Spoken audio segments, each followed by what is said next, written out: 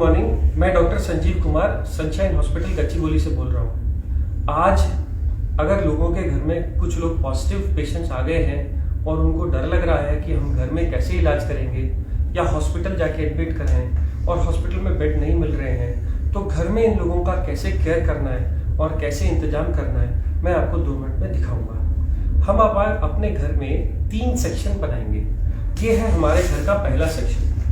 पहले सेक्शन में वो लोग रहेंगे जिन लोगों को कोई बुखार, जुकाम या कोरोना के फीचर्स नहीं है।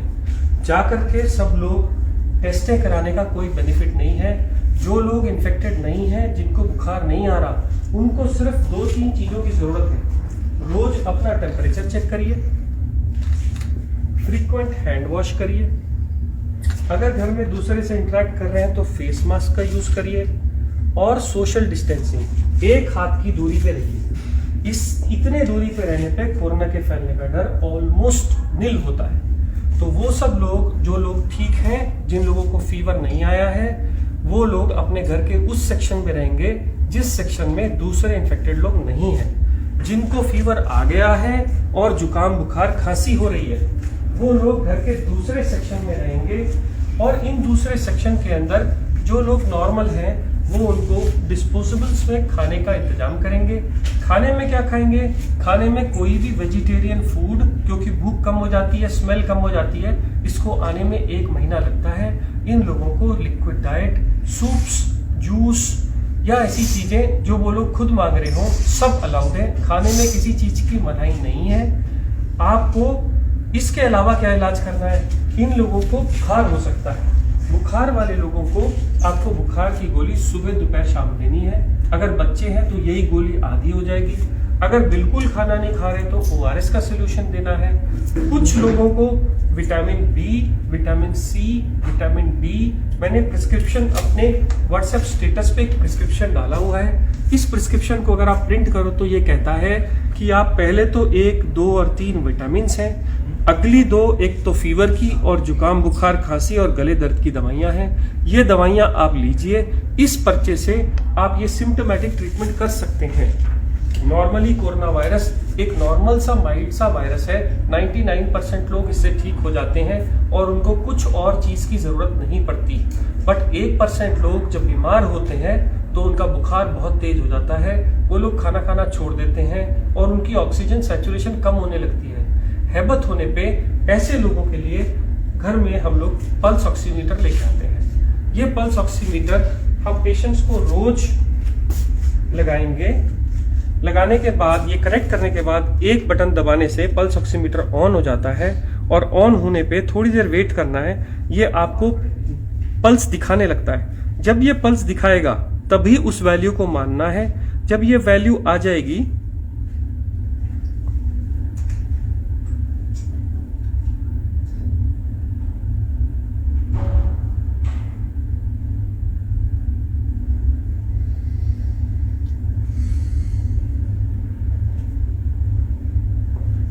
तो ऑक्सीजन सैचुरेशन 100% बता रहा है। 90 से कम है तो ये पेशेंट सिक हैं। अगर 90 से ज्यादा है तो डरने की बात नहीं है। मैंने इतनी देर इसलिए वेट किया क्योंकि पल्स ऑक्सीमीटर लगभग 30 सेकंड ले जाता है नॉर्मल सैचुरेशन बताने के लिए।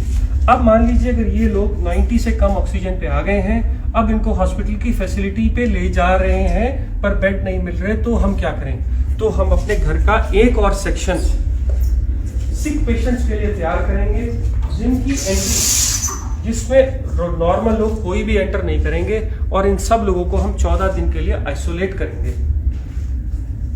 मान लीजिए अगर ये पेशेंट है और मुझे इनकी केयर करनी है, तो जो बहुत जरूरी वाली चीजें मैं आपको बताता हूँ। जब भी आप इस कमरे में जाएंगे तो आप एक बड़ा कपड़ा या कोई भी गाउन, जिससे कि आपके कपड़े इन्फेक्ट ना हो जाएं, वो गाउन पहनेंगे। गाउन के ऊपर मास्क, गाउन पहन के आपका ये पूरा एरिया कवर हो गया। अब आप इसके ऊपर एक नॉर्मल कोई भी मास्क या N95 मास्क लगा सकते हैं। ध्यान ये रखना है कि इन मास्क को इधर की तरफ हाथ से नहीं छूना, छूने के बाद स्टेरलाइज करना है, आंख में नहीं लगाना। आप सिंपल मास्क भी यूज कर सकते हैं, बट इसको रोज डिस्कार्ड करिए। अब क्योंकि ये इन्फेक्टेड जोन है, इसलिए मार्केट में ये प्लास्टिक की बनी शील्ड्स मिलती हैं। इसको अगर आप लगा लेंगे तो आपके सिक्रीशंस बाहर नहीं जाएंगे। ऐसे ही ये मरीज भी मास्क लगाएगा और ये भी शील्ड डालेगा।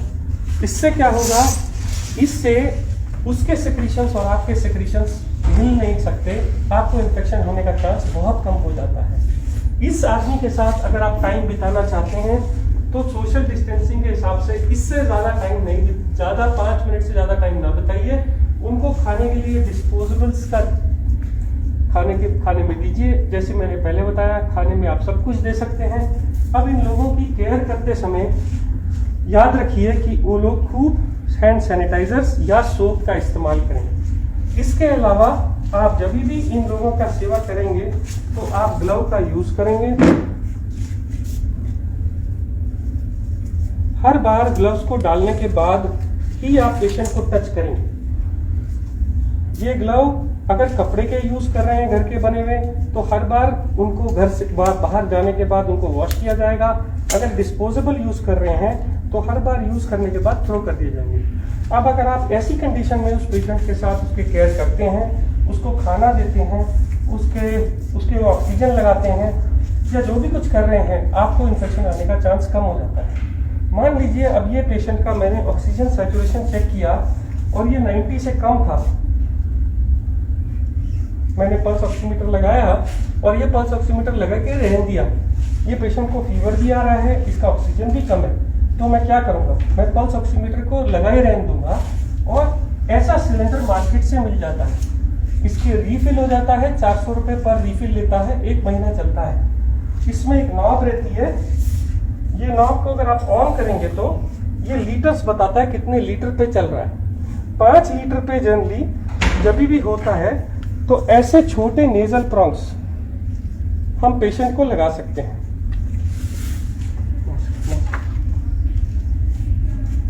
ऐसे नेजल प्रॉन्ग लगा सकते हैं। नेजल प्रॉन्ग लगाने के बाद आप ये पल्स ऑक्सीमीटर की रीडिंग देखिए कितनी आ रही है। अगर ये 90 से ज्यादा नहीं आ रही और पेशेंट को तभी भी हैबत हो रही है, तो आप ये नेजल प्रॉन्ग हटा के मार्केट से ये बड़े वाला मास्क ला सकते हैं। इस मास्क से अगर आप सिलेंडर पे लगाएंगे तो 10 लीटर तक एक पेशेंट को ऑक्सीजन दी जा सकती है। तब आप ऑक्सीजन चेक करिए, 5 मिनट वेट करिए ऑक्सीजन देके। इसके बाद भी अगर ऑक्सीजन इंप्रूव नहीं हो रही तो आपके पास लास्ट ऑप्शन बचती है हाई फ्लो ऑक्सीजन मास्क। ये मास्क के साथ एक गुब्बारा लगा रहता है, इसको जैसे हम ऑक्सीजन से कनेक्ट करते हैं तो ये ऑक्सीजन एक्स्ट्रा देता है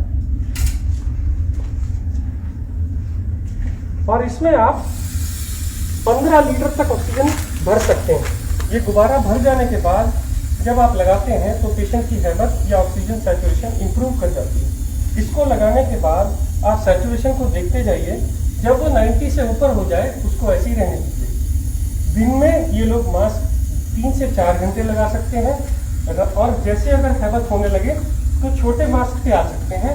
और अगर हो सके तो सोते वक्त बेड एंड को थोड़ा ऊंचा करके रखिए। अब इस कमरे की सेफ्टी के लिए कि इन्फेक्शन बाहर न जाए, घर का बना फिनाइल या कोई भी एंटीसेप्टिक सोल्यूशन से घर का पोछा मारिए। अब आप इस कमरे से जब बाहर आने लगे तो आपको सबसे पहला काम क्या करना है, ग्लव उतार के डस्टबिन में फेंक देने हैं और ये गाउन निकाल के आपको बाहर नहीं जाना। आप ये गाउन को हटा के उसी कमरे में छोड़ देंगे, मास्क शील्ड्स उसी कमरे में छोड़ देंगे और हैंड वॉश करके आप पूरा हैंड वॉश करके इस कमरे से बाहर आएंगे।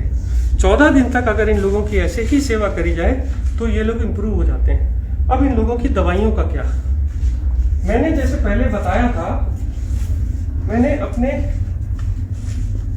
व्हाट्सएप स्टेटस पे एक और ट्रीटमेंट डाला है। ये ट्रीटमेंट उन लोगों के लिए है जिनको बेड्स नहीं मिल रहे, हॉस्पिटल फैसिलिटी नहीं है और दवाई देने का और कोई इंतजाम नहीं है। तो आप पुराने ट्रीटमेंट की तरह देखिए, ऊपर मैंने 4 मल्टीविटामिन लिखे हैं, उसके नीचे मैंने भूख लगने का सिरप लिखा है, नीचे हमने जो दवाइयाँ लिखी हैं वो सिम्टोमेटिक इलाज के लिए हैं, जैसे कि डेरिफिलिन, जैसे कि मॉन्टेलुकास्ट मैंने पहले बताई। इसके अलावा जो नीचे आने वाले इंजेक्शन या एंटीबायोटिक्स हैं जो डॉक्टर की गाइडेंस में लेने चाहिए, वो एक तो है डॉक्सीसाइक्लिन, सुबह शाम 5 दिन के लिए 10 गोलियां, ये लोग इतनी देर में इंप्रूव कर जाते हैं। और दूसरे हैं 2 इंजेक्शन। एक इंजेक्शन है ब्लड थिनर का, क्योंकि कहा गया है कि ऐसे लोगों को क्लॉट्स बन जाते हैं, इसलिए ये इंजेक्शन सुबह शाम देना है डॉक्टर की गाइडेंस में। और एक स्टेरॉइड का इंजेक्शन 10 रुपए का डेक्सामेथासोन, जो दिन में 1 बार लगेगा सुबह। अगर ये इंजेक्शन आपके पास में आपके घर का डॉक्टर लगा देता है तो आपको हॉस्पिटल के खर्चे या हॉस्पिटल के बेड अगर नहीं अवेलेबल है तो भी आप इंतजाम कर सकते हैं। कुछ लोग बोलते हैं हमारे पास इंजेक्शन की कोई भी सहूलियत नहीं है, कोई भी डॉक्टर नहीं आ रहा है, तो मैंने एक ब्लड थिनर एपिक्साबैन और एक स्टेरॉइड ओरल मिथाइल प्रेडनिसोलोन भी रखा है। आप इसको भी प्रिस्क्रिप्शन के हिसाब से प्रिंट करके ले सकते हैं। इतना सेटअप अगर आपके घर में है तो ये आईसीयू का काम करेगा। मैं फिर बोल दूं, आपको sanitizer, face shield, face mask, bed जिसका बैक ऊंचा हो, 3 तरह के फेस मास्क, एक ऑक्सीजन सिलेंडर, घर में फिनाइल, एक कवर, बॉडी कवर जो सेवा कर रहे हैं, मेरा प्रिस्क्रिप्शन जो मेरे स्टेटस पे लगा हुआ है इसको प्रिंट करके रख लीजिए गाइडेंस के लिए, और कुछ दवाइयां जो सब उसमें रखी हैं। हर बार ग्लव्स का यूज करिए।